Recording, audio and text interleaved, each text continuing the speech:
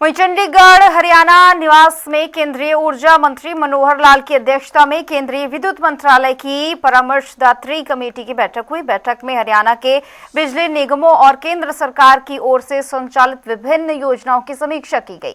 इस बैठक में एमओएस और 17 राज्यों से समिति के सदस्य सांसद मौजूद रहे।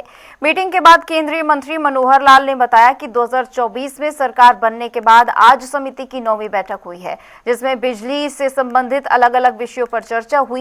ये एक अहम बैठक थी जिसमें बिजली, ट्रांसमिशन, डिस्ट्रीब्यूशन और पावर सेक्टर जैसे हाइड्रो, थर्मल, विंड और न्यूक्लियर पावर पर चर्चा हुई है। वो था ग्रिड स्टेबिलिटी, अर्थात अलग अलग प्रकार की पावर जनरेशन और उसमें डिमांड, इसका समन्वय संतुलन बिठाते हुए ग्रिड जो है अपने आप में स्टेबल रखा जाए।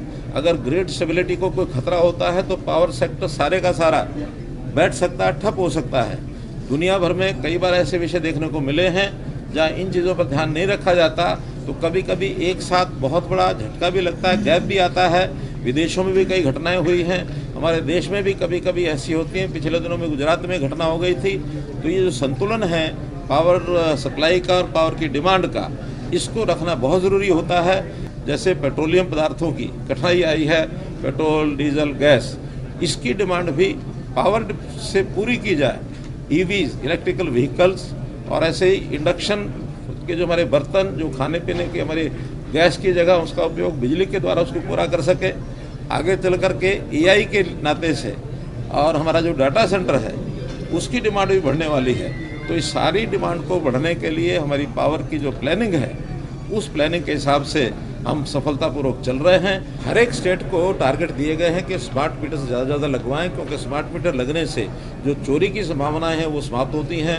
हर किसी को अपने घर की प्लान बनाने में भी आसानी होती है। अगर किसी को लगता है कि मेरा पर्टिकुलर किसी जो अप्लायंसेज में बिल ज़्यादा आता है, वो अपना कंट्रोल कर सकता है और समय समय पर उसका अपनी प्लानिंग जो है खर्चे के हिसाब से भी ठीक बैठती है। जब स्मार्ट मीटर लग जाएंगे तो उसका अगला फेज है प्रीपेड करना। प्रीपेड भी सबसे पहले गवर्नमेंट के ऑफिसेज, गवर्नमेंट की जो सर्विसेज, उसमें प्रीपेड किया जाएगा। फिर हाई एंड यूजर्स, उनको प्रीपेड किया जाएगा।